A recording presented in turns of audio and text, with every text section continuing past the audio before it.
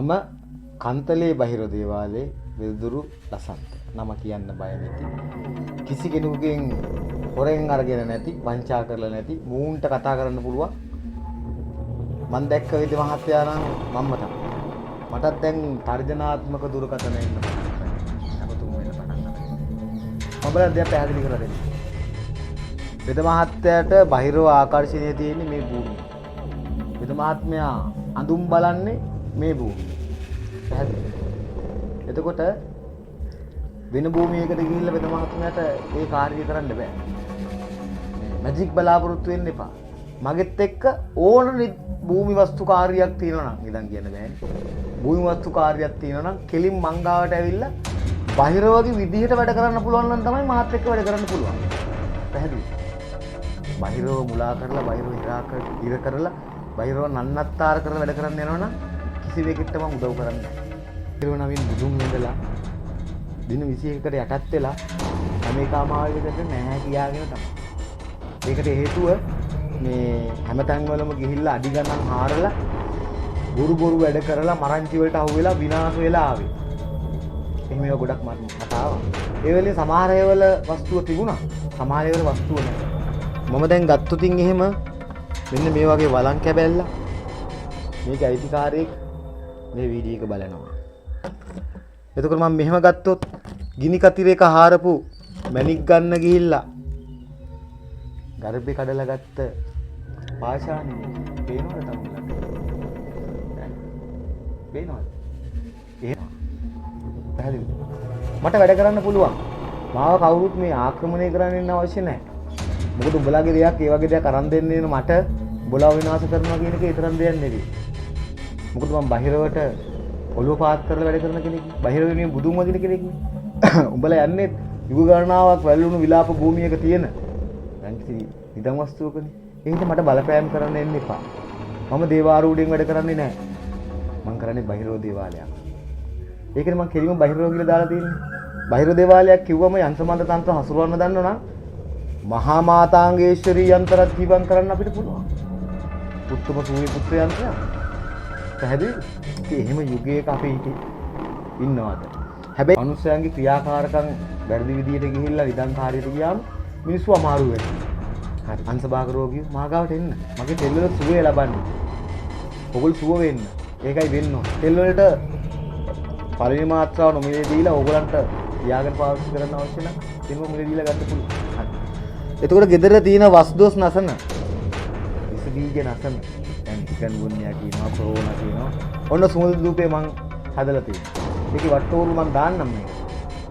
මම ඒව එක්කහුව කරලා විශ්වයේ ශක්තිය අපිට රඳන්න පුළුවන් වෙන්නේ මං විශ්ව ශක්තියෙන් කරනවා කියලා මට පස්සේ කතා කරන්න එපා.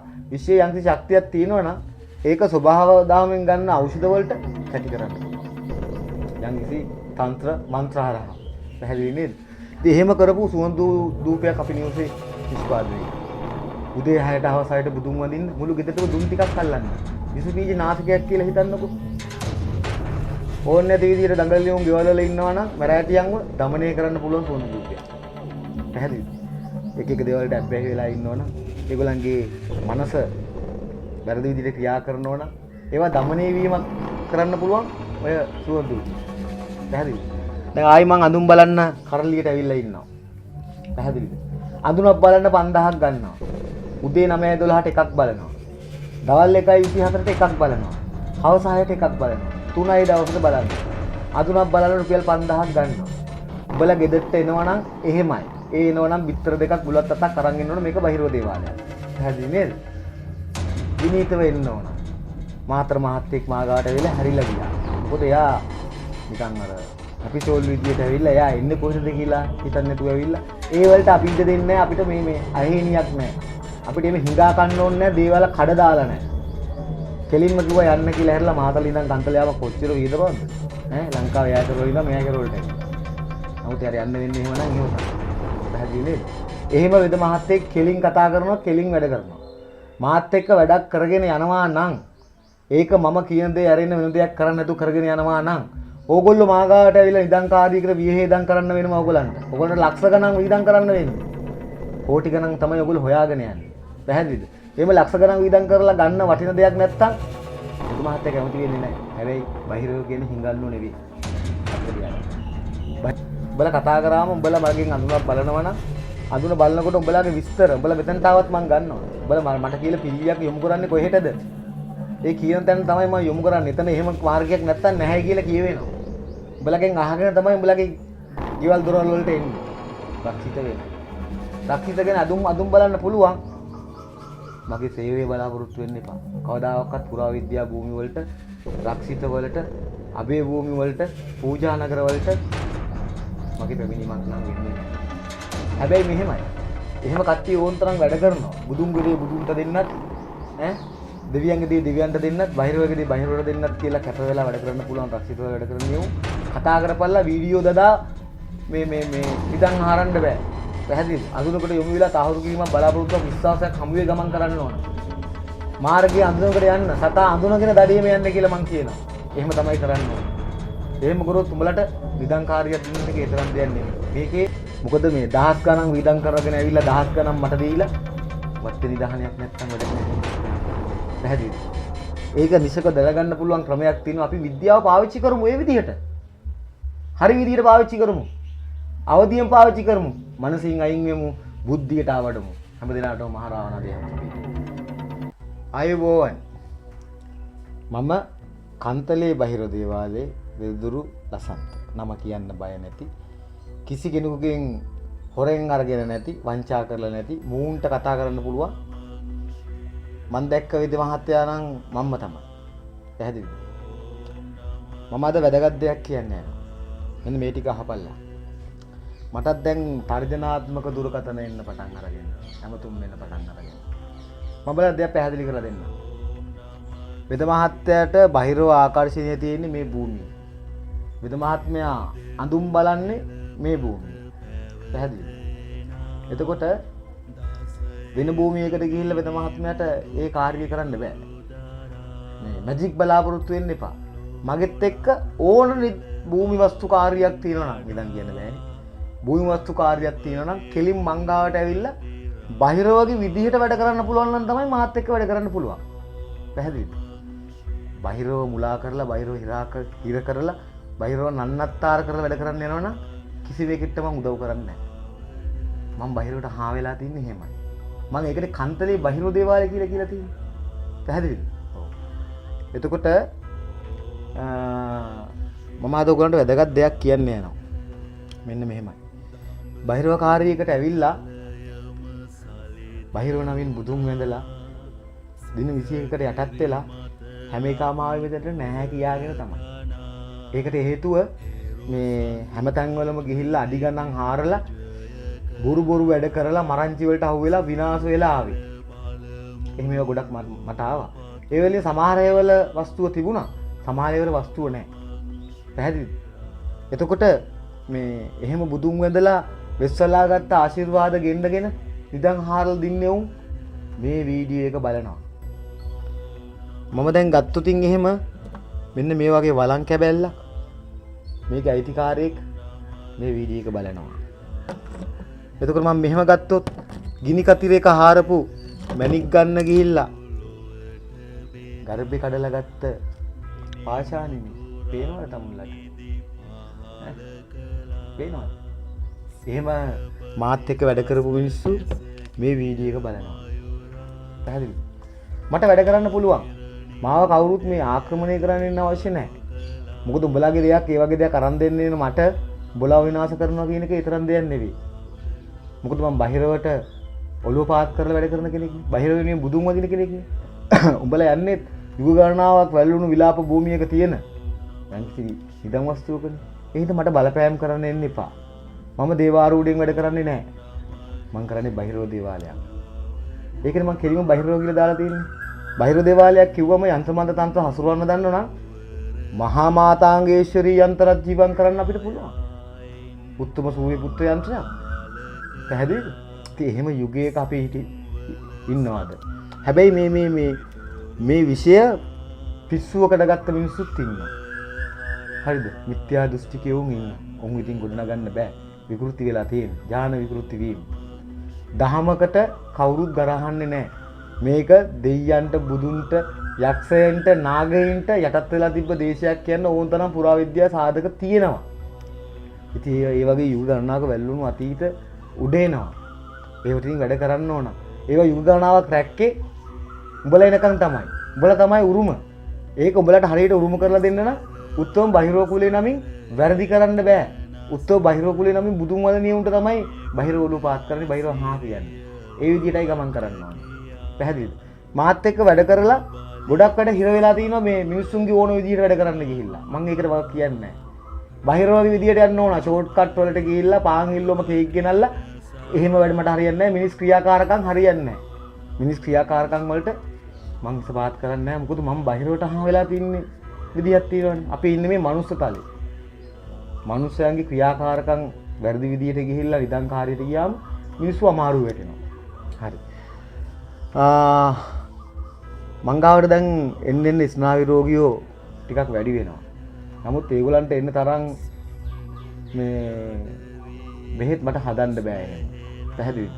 ඒක මට කරන්න පුළුවන් විදියක් තියෙනවා. මම තෙල් බෝතල් 2යි එළියට දාන්නේ එක මාත්‍රාවකට කෝල්සෙල්ස් මාව සහ මහානාරායන. ඒ දෙක මේ වෙනකොට පාවිච්චි කරලා මිනිස්සු ගොඩකට සුවේ හම්බ වෙලා තියෙනවා. මිනිස්සු සුවේ කියනවා. පැහැදිලි නේද? ඉතින් ඒව මම නිෂ්පාදනය කරනවා. ඒවා මගෙන් ලබා ගන්න පුළුවන්. ඒ වෙන ඕන කෙනෙකුට පළවෙනි මාත්‍රාව නොමිලේ. ඒක දීලා පැයක් දෙකක් ඉඳගෙන තමයි තෙල් දෙනවා නම් දෙන්නේ. මොකද මං හෙළ රස වේදකම කරන නිසා මං කැමති ඕගොල්ලෝ ඒ බොන පෙති වෙනුවට ආහාර දීලා ලෙඩ සුව කරන්න පුළුවන්. පැහැදිලිද?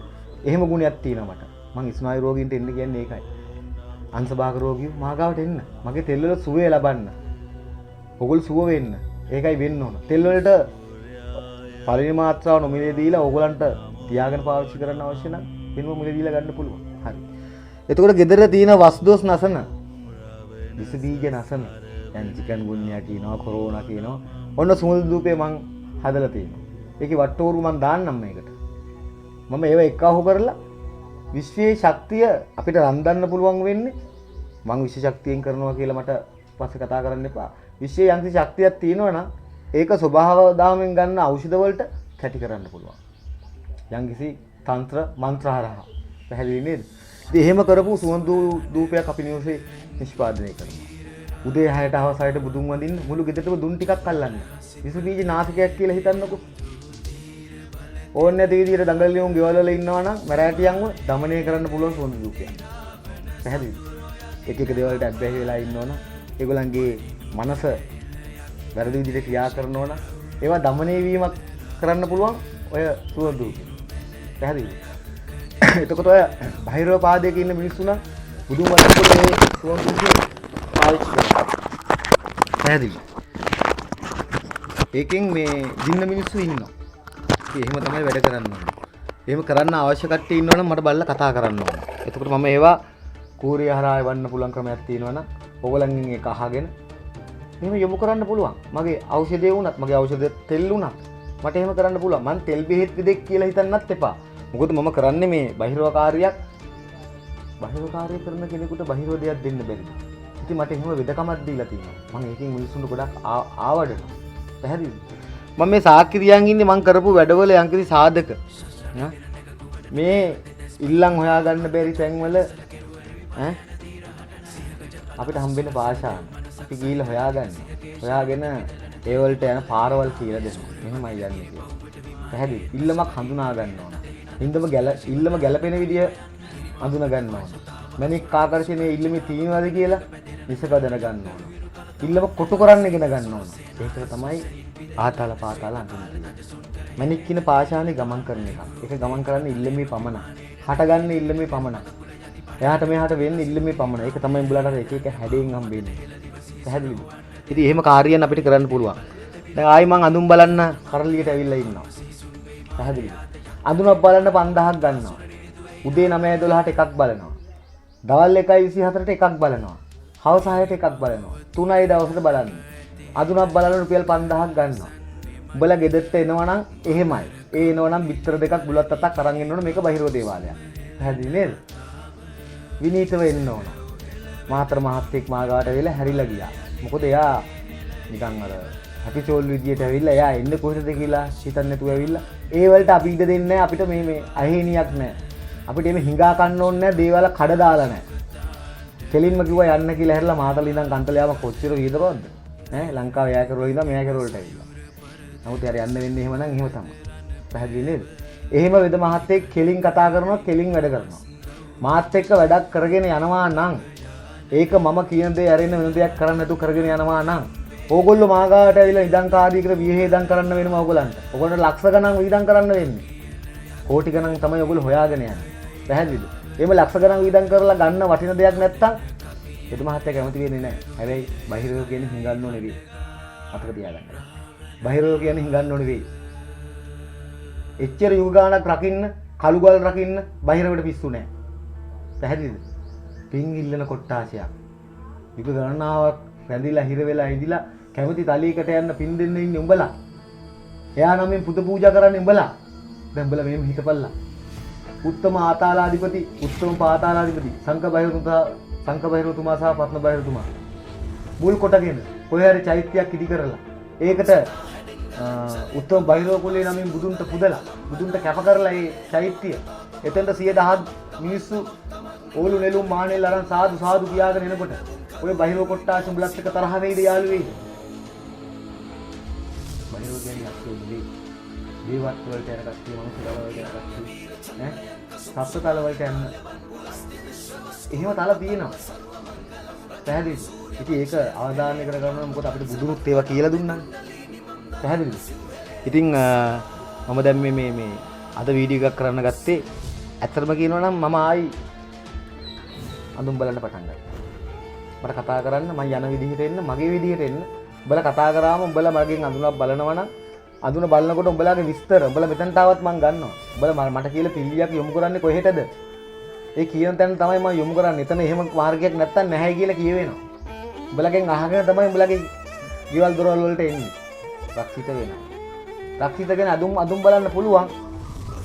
මගේ තේරේ බලාපොරොත්තු වෙන්න එපා. කවදාකවත් පුරාවිද්‍යා භූමි වලට, රක්ෂිත වලට, අබේ භූමි වලට, පූජා නගර වලට මගේ පැමිණීමක් නම් එන්නේ නැහැ. හැබැයි මෙහෙමයි.